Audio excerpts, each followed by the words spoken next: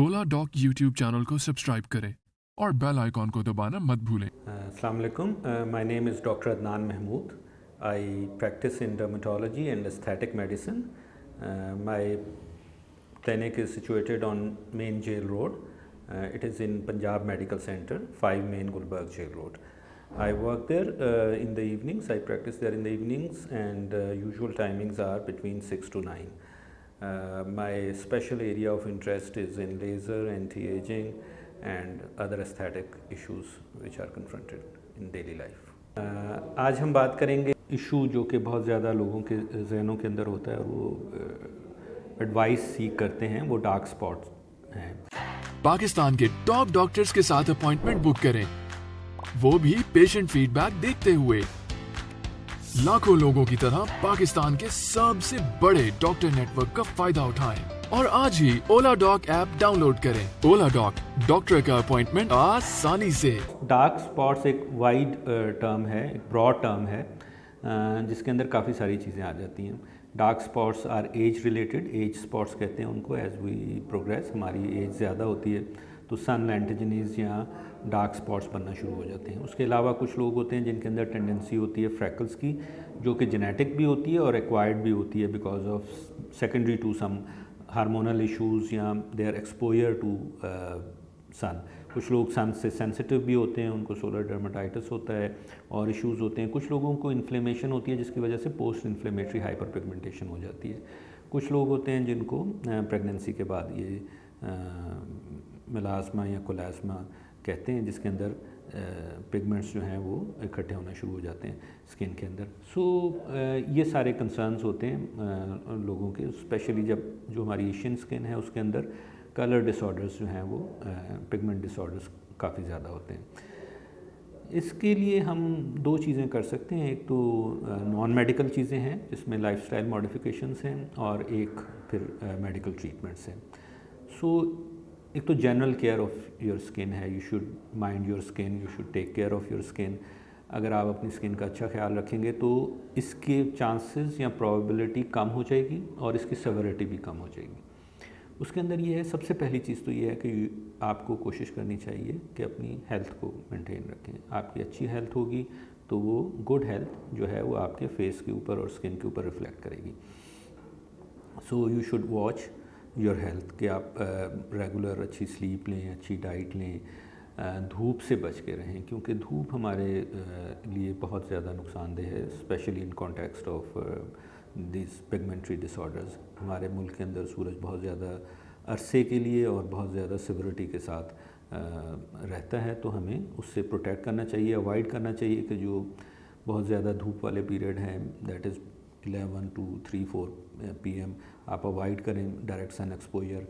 अच्छा sun block लें, well hydrated रखें अपनी स्किन को, फ्लूइड्स इनटेक अच्छे रखें, सेंसिबली जो मेकअप प्रोडक्ट्स हैं या और स्किन के ऊपर प्रोडक्ट्स हैं वो सेंसिबली यूज़ करें, एक्सेसिवली यूज़ ना करें और गुड क्वालिटी यूज़ करें जितनी भी मकदार में यूज़ कर रहे हैं। तो ये नॉन मेडिकल चीज़ें हैं जिनसे ये इसकी सेवरिटी जो है वो और प्रोबेबिलिटी जो है कम हो सकती है। उसके अलावा फिर हमारे पास कुछ ट्रीटमेंट ऑप्शंस होते हैं। अगर आप ये समझ रहे हैं कि इन सारी करने के बावजूद ये बेहतर नहीं हो रहा है तो फिर हम ट्रीटमेंट की तरफ जाते हैं। ट्रीटमेंट ऑप्शंस के अंदर हमारे पास दवाइयों के ज़रिए भी इसका इलाज मुमकिन है और कुछ प्रोसीजर्स के ज़रिए भी इसमें हम हेल्प कर सकते हैं।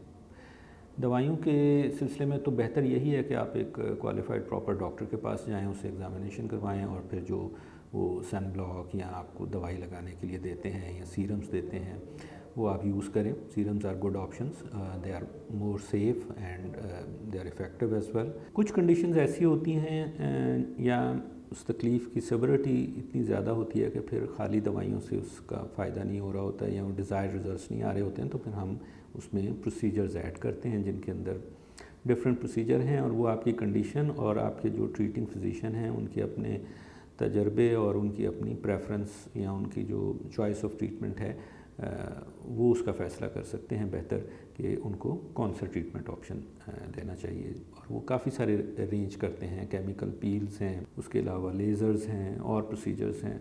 So that has to be seen by your treating physician کہ وہ کون سی ایڈ آن تھیراپی جو ہے اس کے اندر ایڈ کرتے ہیں.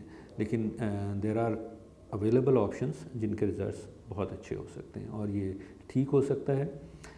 دوسرا ذہن میں آتا ہے کہ یہ پرماننٹلی ٹھیک ہو سکتا ہے. ان سم کیسز یس پرماننٹ بھی ٹھیک ہو سکتا ہے but not in most of the cases. اگر آپ اس کو مینٹین نہیں رکھیں گے اور جو پرہیز ہے اور جو اوائڈنس ہے اور جو کنٹریبیوٹنگ فیکٹرز ہیں ان کو اوائڈ نہیں کریں گے تو یہ دوبارہ بھی ہو سکتا ہے. تو اس لیے بہتر یہی ہے کہ آپ پریونشن کے اوپر فوکس رہیں.